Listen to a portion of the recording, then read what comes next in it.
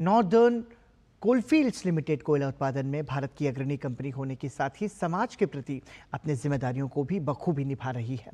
CSR के तहत सिंगरौली में स्थापित 3 अस्पताल एनसीएल कर्मियों सहित आसपास के ग्रामीणों के लिए भी वरदान बन रहे हैं। मध्य प्रदेश के सिंगरौली में कोयला मंत्रालय के अधीन कोल इंडिया लिमिटेड की अनुषंगी कंपनी नॉर्दर्न कोलफील्ड्स लिमिटेड सुदूर सिंगरौली के ग्रामीण इलाकों में स्वास्थ्य सेवाओं का विकल्प बनकर उभरा है। कोयला खदानों से सटे इस बीहड़ इलाके में एनएससी जयंत, अटल अस्पताल बीना, केंद्रीय अस्पताल सिंगरौली और 9 डिस्पेंसरीज हैं। इन अस्पतालों में 98 डॉक्टर, 141 पैरामेडिकल स्टाफ और 39 फार्मासिस्ट मिलकर बेहतर स्वास्थ्य सुविधाएं मुहैया करवा रहे हैं। 24 घंटे 7 दिन इमरजेंसी और आईसीयू सेवाएं निरंतर चलती हैं।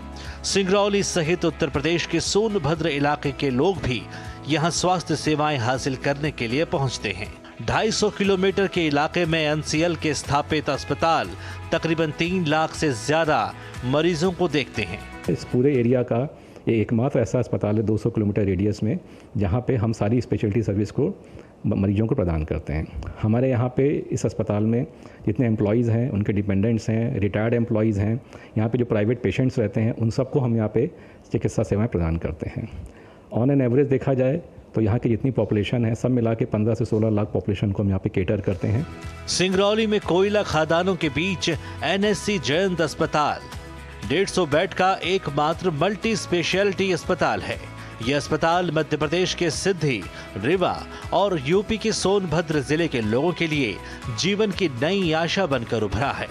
यहाँ 45 डॉक्टर, 131 पैरामेडिकल स्टाफ मिलकर अत्याधुनिक सुविधाओं से लैस एनएससी के मरीजों की जिंदगी में रंग बिखेर रहे हैं। यहाँ मुझे नया जिंदगी मिल गया। नहीं, मेरा जिंदगी बचने वाला नहीं था, मैं तो हार गया था, मगर डॉक्टर लोग मुझे बचा लिए। फिर डॉक्टर लोग हमको अच्छे से दवा कर दिए, खाना पीना भी और ओढ़ना कपड़ा सब देते हैं। पैसा हमको नहीं लगा, 1 रुपया भी नहीं। एनएससी जयंत अस्पताल में वंचित तबके के लिए प्रधानमंत्री जन औषधि केंद्र भी स्थापित है, जहां सस्ते दाम में दवाइयां मिलती हैं। अस्पताल में कम खर्च पर इलाज मुमकिन होता है।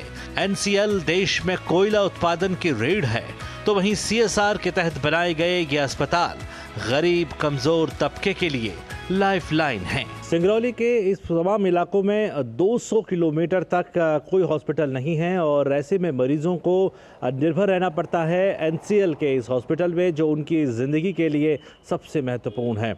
यहाँ पर डॉक्टरों की टीम लगातार मरीजों का इलाज कर रही है और न सिर्फ सिंगरौली बल्कि आसपास के जो तमाम इलाके हैं, यहाँ तक कि सोनभद्र यूपी के इलाके से भी लोग यहाँ पर इलाज करने के लिए आते हैं।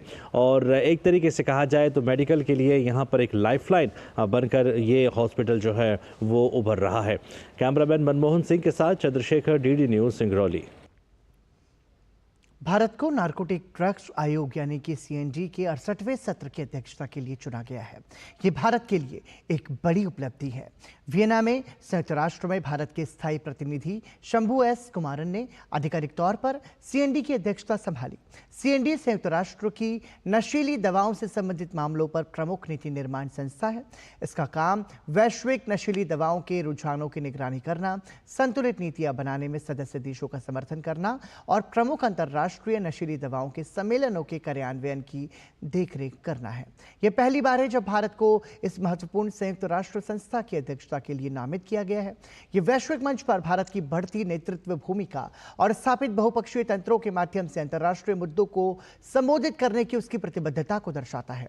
अध्यक्ष के रूप में भारत से वैश्विक चर्चाओं में विकासशील देशों के हितों और दृष्टिकोणों को बढ़ावा देने में अपनी